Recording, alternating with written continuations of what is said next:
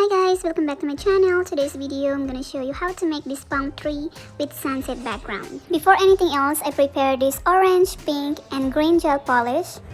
I start with the orange color and I make sure that they blend well. And tip guys, every time you change the color, make sure that you wipe the brush with alcohol.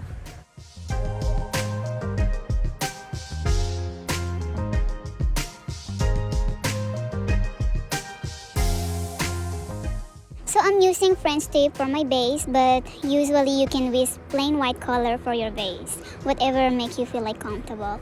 But just make sure that you blend well all the colors.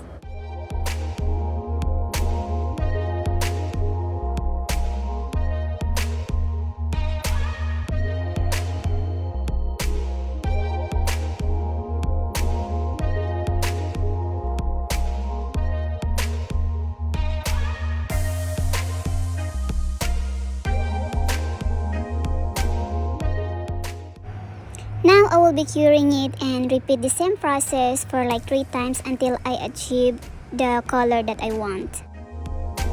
It's time to make the palm tree. I know my filming here is not so good, but I promise you guys that I will remake this video.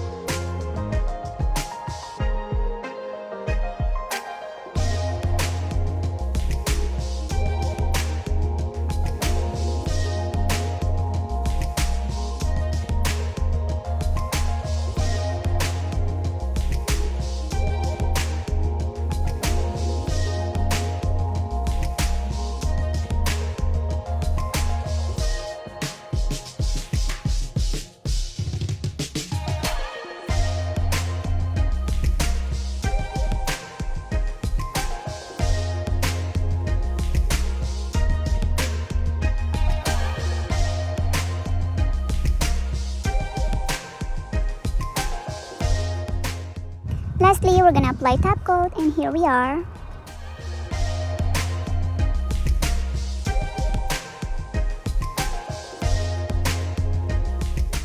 That's much for today. Thank you so much and keep tuning in for more design.